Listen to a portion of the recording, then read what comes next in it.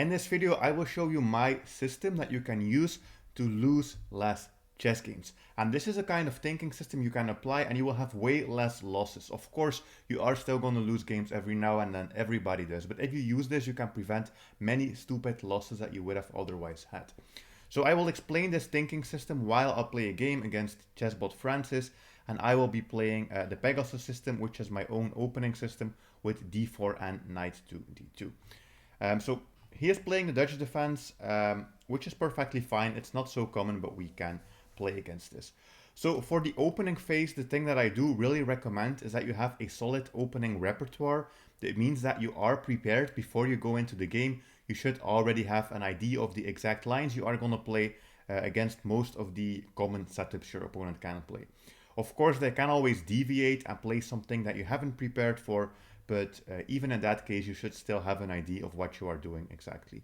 So things are going pretty well here. This is the main idea from my Pegasus system, setting up this structure and having the knight here on d2 to support a potential central push. Francis is playing a really solid Dutch defense system. So up to now, nothing much is going on. This is just the opening phase. So here we have to continue. I do have a couple of plans. I can play a3, which could potentially prevent my opponent here from putting a piece on b4. I can also play b3 and then play my bishop to b2. Since he already developed this bishop, I'm not going to waste the time on this move a3. I'm just going to play b3 straight away. If he hadn't moved his bishop, I would have probably played a3. This is still opening preparation for my part, so here you can see how important it is to actually have a solid opening repertoire so that you know what to do. This is a common line where you put the bishop here, they can attack it, but at the same time, in the future, we are just going to kick away their knight. So I'm just going to go here with the bishop to keep it on this diagonal, and then we can just kick away his knight, and now we already have two active bishops, and okay, he goes there and we castle. This is about the moment where we will have to start using my system. So opening, make sure you know what you are doing, and now we are basically getting into the middle game because I have developed most of my pieces and I have also castled. So what is the plan? The plan is basically to just play solid moves only. We're only gonna play solid moves of which we are 100% sure that they don't blunder anything, they don't fall for any tactics, and also, of course, we need moves that have some type of purpose to improve our position.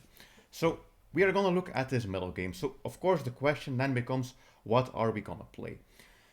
So the pawn structure, it's a bit special, but the good thing is we have a bunch of control here over all of those squares with our pawns, so that is a good thing.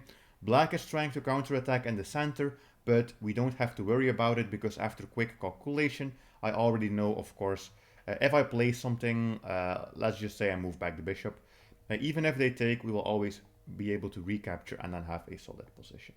So before we do anything, of course, after every move our opponent has played, you have to do a quick check if they threatened anything. But now it's my turn to move and my turn to come up with a plan. So we're just going to try and find the most solid move of which we are 100% sure it is not going to mess up anything. So right now I'm not going to be looking at a pawn push. For example, here a pawn push in the center, although that might be possible in the future, or something going on this side of the board. I'm first going to see if there is something I can do about these pieces here that have not really developed much. This one does have a little bit of a purpose, this bishop, but still the queen and the rooks, they will have to do something. So if I just think very logically, the moves that make most sense to me are probably playing rook to e1, because you can already feel that with this bishop, this double bishop pressure among these two diagonals, at some point we're probably going to start pushing these central pawns, and that is going to be one of the plans for white. But I don't want to be too quick and jump into it immediately. I want to do some preparation. So I might think about rook to e1, or I might think about queen to e2. Those are just two moves that I am 100% sure I will not blunder anything.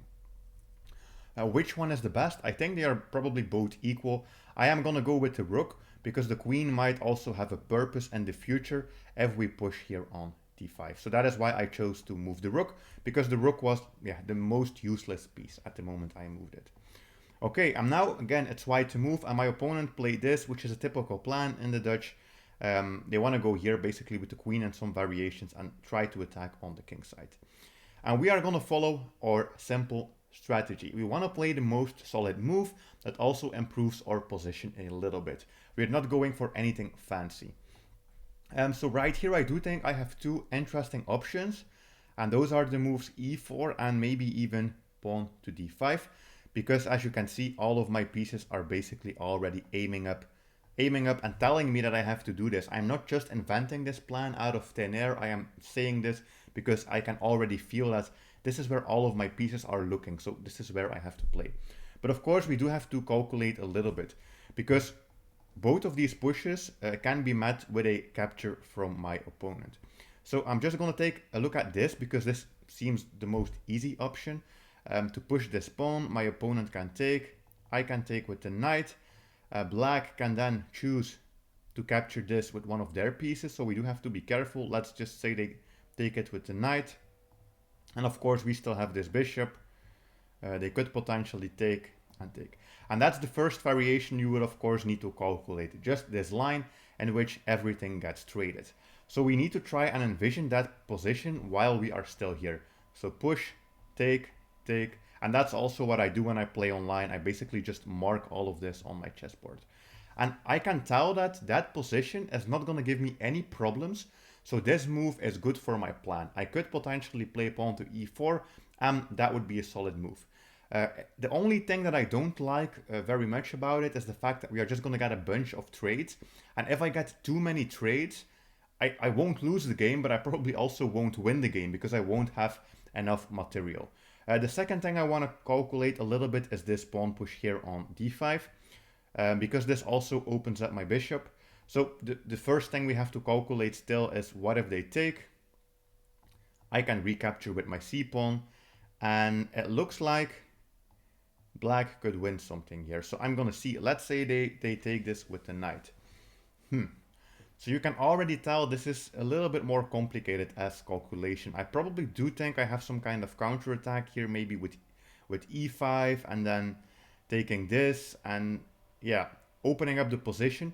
But it is also a little bit complicated. So at this point, it would probably depend on the time control. If I was playing a slow rapid game or an over-the-board tournament game, I would calculate both of these moves to the maximum. Right now, I am just going to choose to play e4 because this move is very easy to calculate and I am 100% sure that it is not going to lead to me losing the game. While with d5, it might have a little bit of an extra advantage if my opponent makes a mistake, but it might also mess up my position. My opponent takes. I like to also recalculate after every move they make, but there's not that much to calculate here, so we're going to take this. Of course, also, my opponent could have also taken this with the pawn, but it doesn't matter, of course, since we would also be able to just grab with the bishop. So I am just going to play the most solid moves, and here that is going to be a big exchange. So this is our resulting position. And just like that, we're already now at move 16, and we have a very decent position, because we still have most of the control over the center. We have some developed pieces. This bishop is still eyeing up my enemy king side, and there was no opportunity for us to make any mistake. It's our move again, so we have to figure out the next plan. So again, I want to find a move that is very solid and also improves my position. You don't want to play like a random move like pawn h3 that doesn't improve the position. So my opponent plays this. Before I do anything, I want to know, is there a big problem or some kind of threat that they have? I can already see that, yes, there might be some point in the future where maybe there can be an attack on f2. Not right now, but you can imagine if I just move my knight and I don't pay attention, I could get checked here. I would have to move the king. Maybe I would also lose this bishop, so it doesn't look too safe. But even though this doesn't work for my opponent, what I am going to do is I'm going to see if I can play a move that both improves my position and also stops any plans from them taking here. So there are immediately two moves that look very decent for me, and those are queen to e2 and queen to e1. Basically, queen to e2 protects this, so it's just very simple. I of course also always have to be careful I don't mess up my own rook, because there might be some variation where they could take. But the good thing is also by connecting my queen and rook, I always have the potential to take here as well. So this looks like a very, very good candidate move. The same goes basically for queen here. The only difference is that we give our rook a little bit less space to retreat, but also the queen is a little bit more active since we could potentially start an attack. So I'm going to go ahead and choose this move, queen to e2. So it was very easy to find this move because it's just a very solid move that I know it slightly improves my position. It also stops a potential attack that's not even happening yet, and I am sure that this is not a problem. Okay, my opponent played the queen back, a bit of a strange move, but at the same time I do understand that they don't have anything going here. So again, it is our move. We have to find a very solid move that improves the position. So I hope you already start recognizing the system. There are a couple of things you could consider. First of all, since we have the rook and queen lined up, I could be thinking about some push here in the center. That would open up my bishop. And if they ever take, of course, they would be in big trouble. Let me just show you. If I push this, if they take, of course, they are losing the bishop. But they don't have to take. They don't have to take. They might just maybe move. And then we could get a position like that. And maybe just a bunch of exchanges. Something like this. Although I have to say, if you calculate this endgame looks better for white. Because this pawn structure from black, they have 3 pawn islands. I have 2 pawn islands. So I will always have an easier time in the endgame. But that's probably not something I would play in a game because I don't like anything that gives too many exchanges, especially since we have already done a very huge exchange earlier in the game. It's also pretty obvious that this rook here hasn't really done much, and we might be thinking about developing it. Of course, where do I want to go? To a file that is already open or a file that might open up. So that means the D or the E file, but I don't really see any good goal going here since we already have double pressure. There's no real reason to add an extra attacker as long as black doesn't do anything here. Nothing's gonna happen. So I think this is, again, a very solid move, slowly improves the position, and I'm 100% sure I am not blundering anything. Alright, my opponent trying to reactivate their knight, which also makes sense. They also defend this d5 square. So all of our pieces are now in a very good position. And what I usually don't do is I don't start calculating random pawn moves. So for example, something like a4, b4, I won't even consider this because I'm just thinking this is solid. There is no problem here. Same on this side of the board. There is no problem here. So all of these pieces are probably not something I have to move. Basically, the same goes for this bishop since the bishop is already active. And you could also say the same for this knight. The knight is doing a good job. So the only real pieces I have to look at are these. But at the same time, this is already in a pretty nice position, setting up against the enemy king. Same goes for this rook. So the real question becomes, can I do something with this pawn? Because this might change the entire game if I take here or if I push. So always do a little bit of calculation. We have 2 different options here. If I take, they can retake with the recapture with the pawn or the bishop. And I can already tell that this doesn't look too great for black because I have potentially rook to g4, I think, in many of these lines, maybe even a bishop sacrifice on g7, and we will have an attacking opportunity against this king. And I can feel this because already we have a lot of pieces aiming at this enemy king. This rook can also slide over, this queen can go in with check, so a lot of things are happening here. My opponent, of course, can also play it safe and recapture with this pawn, but now we do have pressure down this open file against this backwards pawn, so that's also good. So I think taking here looks like a very decent move. You could also consider pushing, and I always like to calculate both variations if you have 2 options that are strong. I could push this, but this leads to many more lines I have to calculate. There could be bishop f6. There could be pawn d6 maybe in some lines, although I know it loses a pawn, but it also keeps the black structure a little bit more solid. Taking, of course, is not an option because they would be losing.